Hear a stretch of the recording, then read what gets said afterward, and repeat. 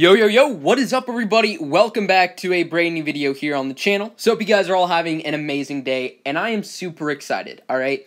I swear, like, whenever seasons are ending and, like, new ones are beginning, there's always, like, an influx of, like, new stuff, new content, a lot of updates, so I'm always really pumped to see the changes, whether good or bad, preferably good. And in this case, I think they're making some very needed changes to the game, and yeah, leave a like down below if you're excited for them as well. Share the video, subscribe if you're new, and let me know what you think down in the comment section.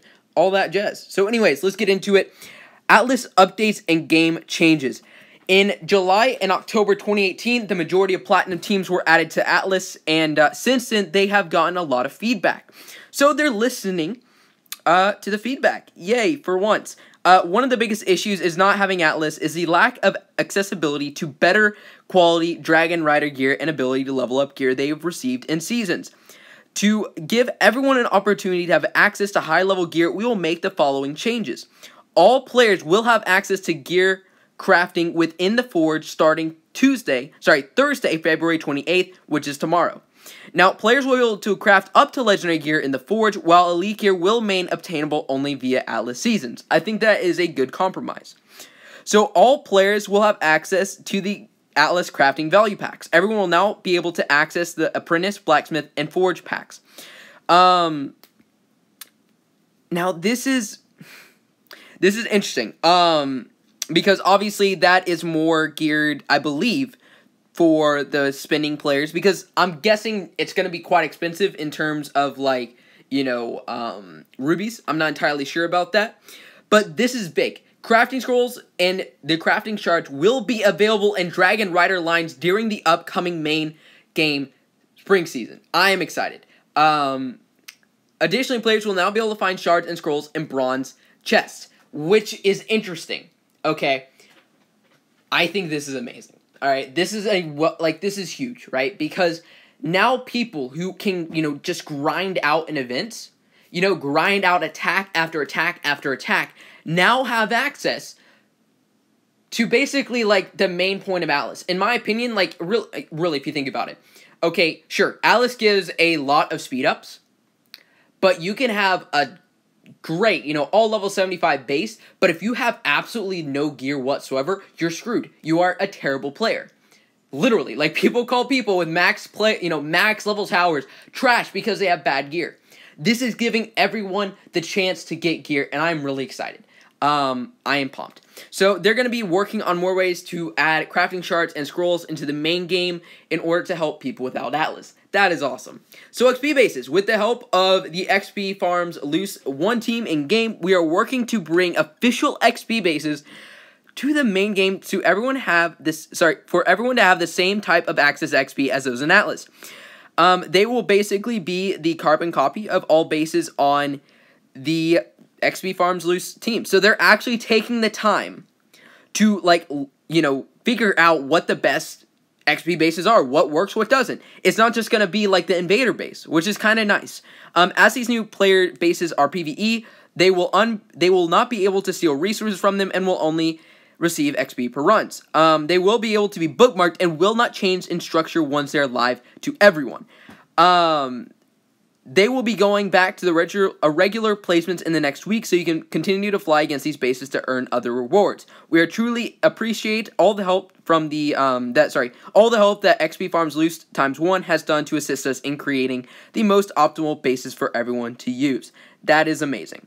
So they're actually working with people now, which is great. Available XP bases. These bases and names may be subject to change before release. If any of these changes do occur, we will update the community.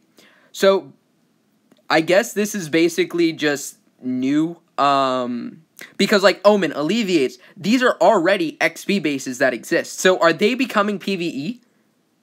I'm not entirely sure. Maybe it's talking about, XP, Dash, XP, Ghost. I'm guessing that's the case, so, it differentiates between the actual XP-based person who is an actual player and the PvE versions of them, which is awesome. Moving forward, all teams in Platinum League or above will be eligible to be added to Atlas. However, eligible teams will have to confirm that they want to receive access through communications with Pocket Gems. Any teams outside of Sapphire, regardless of league, that currently have access will maintain their access to Atlas. So I think what this means is that if you get to Sapphire League, all right, doesn't matter if you just started, like the brand new team or whatever, it doesn't have Atlas. If you get up to Sapphire League, you can message PG and they will give your team Atlas access. So I see the potential of a lot of Platinum teams pushing up to Sapphire, which actually isn't a bad thing because it's going to increase the competition, which I think is needed because Platinum can get a little bit stagnant, in a sense. At least, my couple of my alts are in Platinum. And, sure, there's wars every now and then, but majority of the teams kind of stay where they are. I think this will create an incentive to a lot to continue up. So rollouts will occur prior to the beginning of every Atlas season, and a spring season rollout will occur in the next couple of weeks for all eligible Sapphire teams. After some time, we will reevaluate whether additional teams need/want to be added to Atlas. Absolutely. In my opinion, every single team in the game should have Atlas. And I know that's going to be very difficult because obviously there are like thousands upon thousands of, bronze, silver, gold teams that, may or may not have like 2 players in them.